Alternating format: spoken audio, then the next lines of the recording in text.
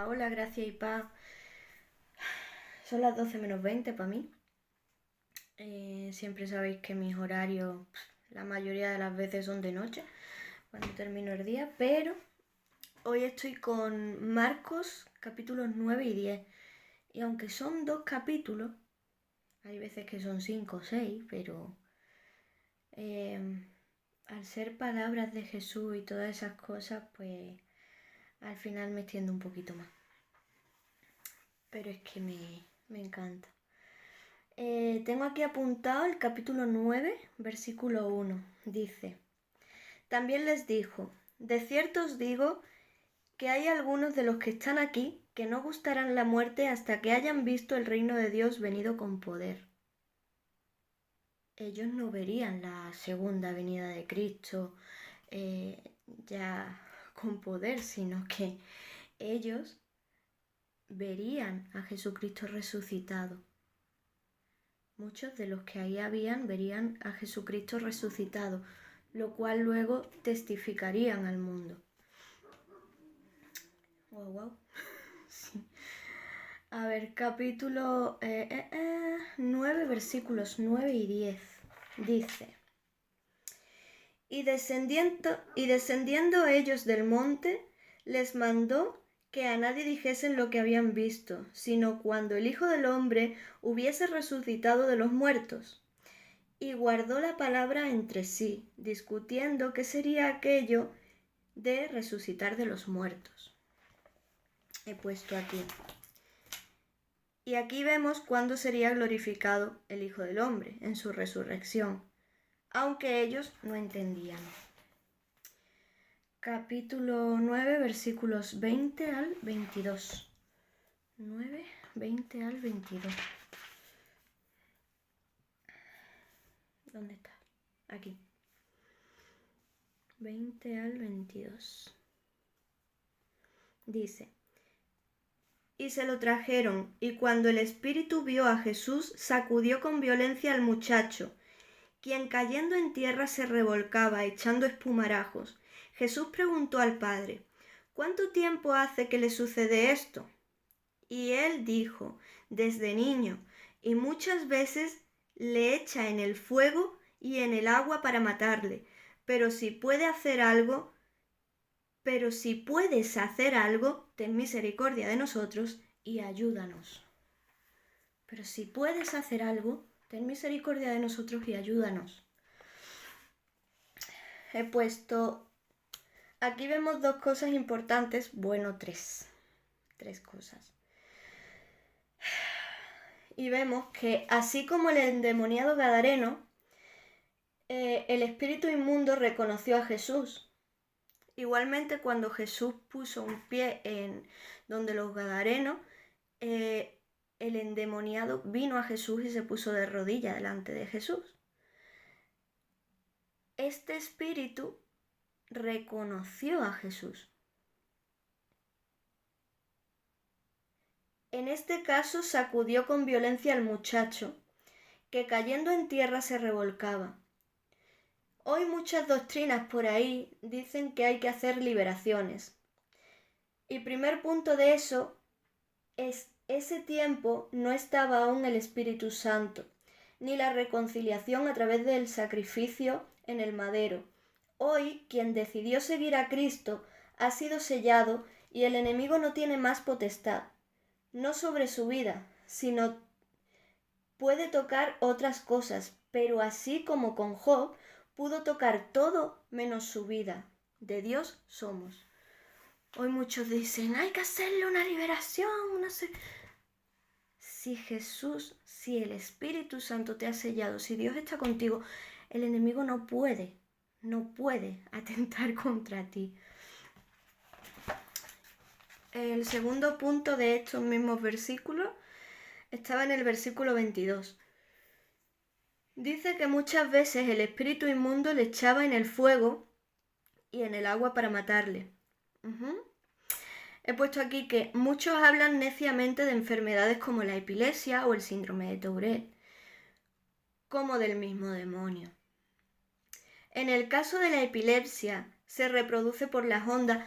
El cerebro va siendo como un recorrido, como unas ondas, y cuando tienes a lo mejor una cicatriz o algo en el cerebro, cuando pasa por ahí, en esas onditas, cuando pasa por ahí, se reproduce la epilepsia. Eso es algo mecánico, es algo del cerebro, es algo físico, es algo que el Señor puede sanar, como puede sanar una ceguera, como puede sanar otra cosa. Pero no hablamos de demonios, hablamos de una persona que sí puede echar espumarajo, puede lo que sea, pero no está endemoniada. En este caso dice que el espíritu lo echaba a veces en el fuego o en el agua para tratar de matarlo. Una persona con epilepsia, por ejemplo, no tiene algo dentro que va a tratar de matarlo, sino que pues, le reproduce cuando su cerebro pasa por ahí las onditas y ya está. O el síndrome de Tourette, que es algo impulsivo, es algo que igual el Señor también puede sanar, obviamente. Si la persona reconoce al Señor, si la persona se pone debajo del Señor, puede ser sanado como cualquier otra cosa. Pero no son demonios. Y hoy hay muchas de estas doctrinas que dicen hay que hacerle una liberación porque esto es de... Y eso no son demonios, por ejemplo. Hay cosas que sí son demonios, pero hay otras que no lo son.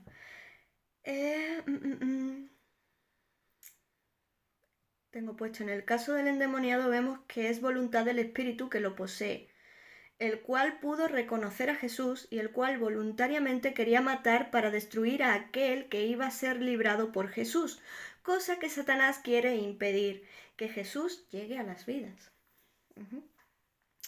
Y el tercer punto de estos mismos versículos, también en el 22, dice que vemos a la persona que pide ayuda a Jesús, dice, pero si puedes hacer algo, ten misericordia de nosotros y ayúdanos. Si puedes hacer algo. O sea, estaba dudando. Él ya había ido a sus discípulos. Él ya había ido a los discípulos y ahora en esta ocasión estaba dudando de si Jesús mismo podía. Si puedes hacer algo. Aquí vemos un padre desesperado que probaría lo que fuera. Aún fue a los discípulos y no pudieron, y dudando de si Jesús podría o no, igualmente le pidió. A lo que Jesús tiene una conversación importante con él en los versículos 23 y 24. Le dijo que si puede creer, al que cree todo le es posible. Y este hombre pidió ayuda con su incredulidad, cosa que todos deberíamos de reconocer en humildad. Y seguidamente Jesús tuvo misericordia. Vamos a leer los versículos 23 y 24. 23 y 24. Dice, Jesús le dijo, si puedes creer, al que cree todo le es posible. E inmediatamente el padre del muchacho clamó y dijo, creo, ayuda mi incredulidad. Ahora tengo aquí capítulo 9, versículos 30 al 32.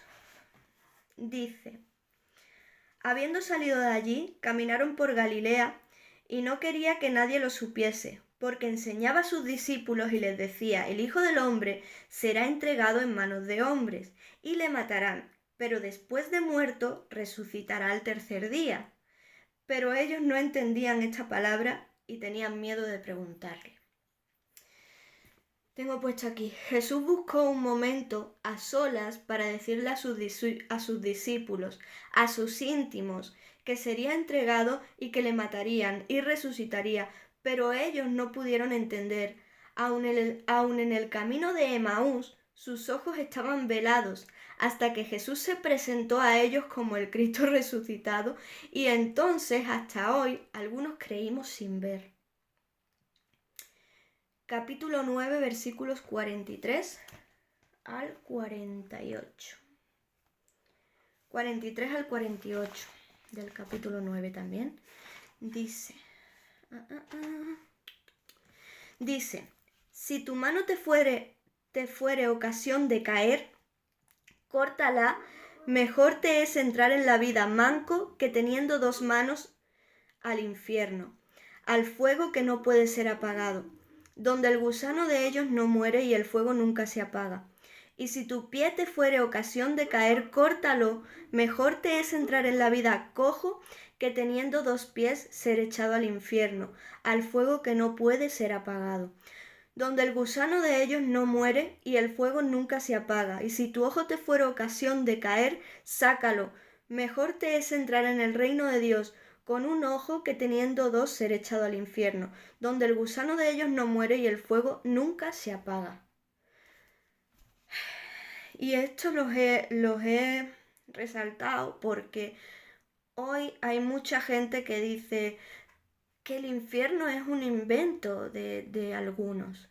Hay mucha gente que dice, no, es que el infierno es mentira, el infierno es aquí. Cuando la Biblia dice algo de infierno se refiere aquí, a esta tierra, a en este mundo que vamos a pasar, que no sé qué. Pero el infierno es algo que no es real. Cuando aquí Jesús sí está hablando de un infierno, de algo real, de algo después de la vida, que más nos vale entrar en el reino de Dios, habiéndonos guardado de pecar, o sea, manteniéndonos en santidad delante de Dios. Obviamente somos pecadores, seguiremos siendo pecadores, seguiremos fallando y pecando, pero estamos en un proceso de santificación en el cual nos vamos examinando a nosotros mismos. Por lo cual dice que si no, seremos echados en ese fuego que no se apaga. No está hablando de algo en esta tierra porque aquí vamos a padecer. No, aquí llueve para justos y para pecadores. Aquí llueve para todos por igual.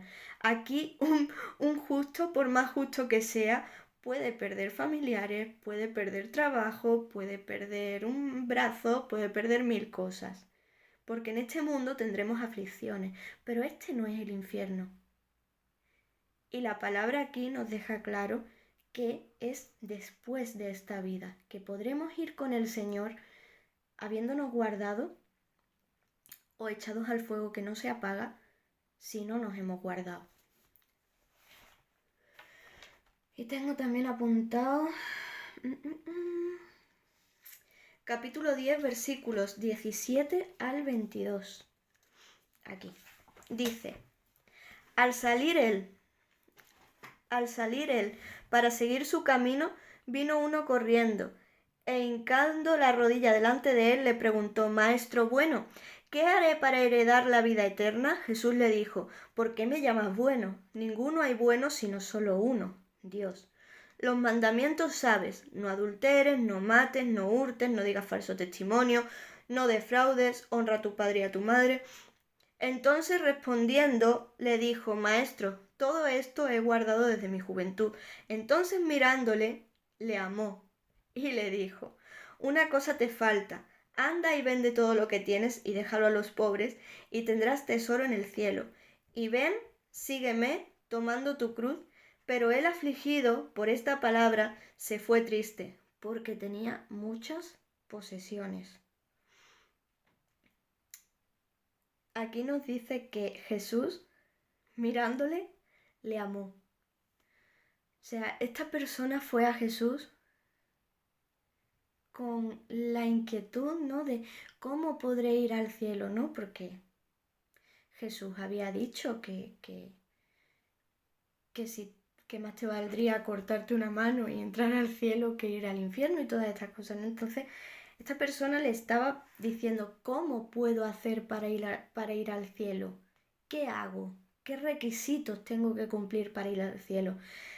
Pero aquí Jesús le estaba diciendo algo mucho más importante. Le estaba diciendo: una cosa te falta, anda, ve, vende todo lo que tienes, dalo a los pobres y tendrás tesoro en el cielo. Ven y sígueme tomando tu cruz. Lo que le estaba faltando era amar a Dios sobre todas las cosas. Estaba amando más sus posesiones que a Dios mismo. Pero luego vemos en los versículos, ¿cuáles? 24 al 27. Los versículos del 24 al 27 dice: Los discípulos se asombraron de sus palabras, pero Jesús respondiendo volvió a decirles: Hijos, cuán difícil le es entrar en el reino de Dios a los que confían en las riquezas. más fácil es pasar un camello por el ojo de una aguja que entrar un rico en el reino de Dios. Ellos se asombraron aún más diciendo entre sí, ¿quién pues podrá ser salvo? Entonces Jesús mirándolos les dijo, para los hombres es imposible, mas para Dios no, porque todas las cosas son posibles para Dios. Todas las cosas son posibles para Dios. O sea, para una persona con riqueza, con posesiones en este mundo, es imposible no amar las riquezas para amar a un Dios que no vemos. Más para Dios sí es posible. Jesús anteriormente lo miró, lo amó y le dijo, tienes que hacer esto, esto y esto.